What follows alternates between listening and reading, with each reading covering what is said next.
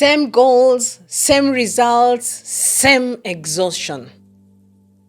The worst part was, I actually got to this place where I thought maybe winning in life is just not it for me. I started reducing my goals.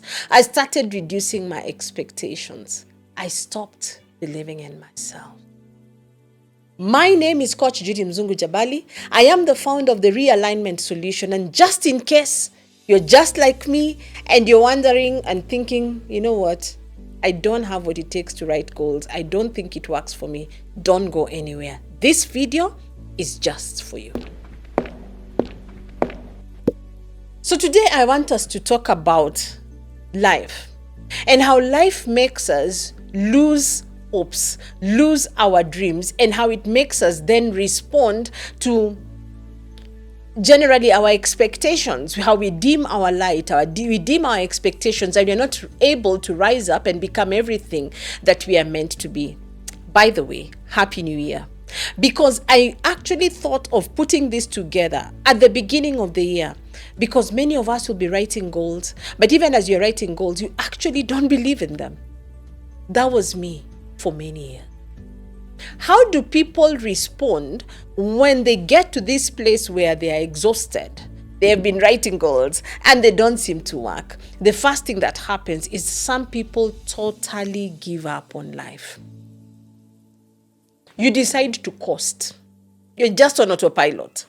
You're waking up in the morning. You're paying your bills. You're doing your bare minimum. In fact, you have just resorted to survival.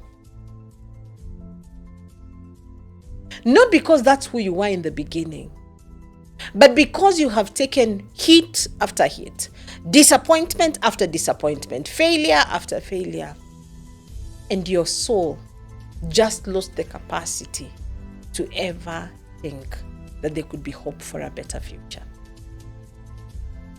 What is the other way that some people respond to the fact that, you know what, life is not working, my goals are not working, it's 2026, but I just don't seem to have it? Some people just become very frustrated. And this is the reason for frustration, and I think I've been there. Remember, growing up, I had gifts. I was this gifted child. I had abilities. I could speak, I could write, I could do all these things. And then it got to this phase in my life where nothing was just moving. The interesting thing is, you know it deep down, you know that there's something more, but you can't touch it. And the truth is, sometimes you will encounter one or two people who are more discerning, and they'll tell you, there's something different about you. What happened to you? But you can't actually be able to figure it out. That turns a person into a very angry and bitter person. Sometimes you tend to lash out at people. It's the inner frustration of not being able to actualize your gifts that makes you become very edgy and very frustrated at life and at everyone around you. If that's you, maybe you can type on that comment box and tell me, you know what, that's part 2 is me. I'm angry. I'm frustrated. I lash out at people. Don't give up. It's okay. We are coming with a solution. 2026 has to be different. What is the third way that people deal with this inability to even write goals, with their inability to dream, with their ability to inability to visualize? Some people get into a depressive state. And so, many times when you're thinking about depression, people will think about the last breakup or the last job that you lost or the last business that didn't work. That simply was the last thing that actually triggered you to go into depression. But if you can think back, way back, you will realize that actually it was a pile-up of disappointments, a pile-up of failures, a pile-up of heartbreaks that eventually your soul didn't have capacity to handle anymore. So some people get into a depressive state. And the reason why we are having this conversation is to say, especially in this time and age where there's a lot of emphasis on mental health and mental wellness, that it's possible to say that, yeah, we can rise. 2026 can be that year with a difference, because something is going to shift in our emotion, we will be healed. Something is going to shift in our mind, that we will be able to see ourselves correctly, and our willpower, the ability to move, will kick back again. The third way people respond is depression, or getting into a depressive state. What is the other way that people respond because they have simply lost their ability to see themselves correctly, and therefore they cannot write the vision, they cannot write goals, they have no hope for the future? Addiction. You may not even know it, but somehow beyond every misbehavior, quote unquote, beyond every latching out for, actually, addiction is a crutch. Every form of addiction, you're simply reaching out to a crutch, holding on to something to just give you strength. That's what it is. Whether it is weed, it's a crutch. Whether it is alcohol, it's a crutch. Whether it is sex, it's a crutch. Whether it is shopping, it's a crutch. It's not who you are. Don't label yourself on the basis of the addiction. You simply lost capacity to dream. And a person who has lost capacity to dream and visualize will somehow not have it within them to say no, even when they know that they should say no. It's, what's the alternative?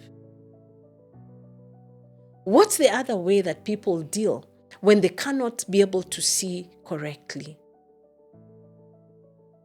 They deal with external things, trying to find external pleasure. By the way, it could be even spa treatment. I'm not saying spa is wrong. But if you want to go to the spa and actually you're dealing with a deeper issue, it's time for you to check 2026. It could be, by the way, even these things of buying things, shopping for ladies. For men, it could be a gadget, that phone. It could be a car. Why? You're simply looking for self-actualization. And then when that thing comes, you're like, oh, that wasn't it. Actually, it gave me a high for just a few minutes. But it's not that important anymore. It's because you are simply looking to bandage a wound. As we get into 2026, our desire should be that the vision that we should have for the future comes alive.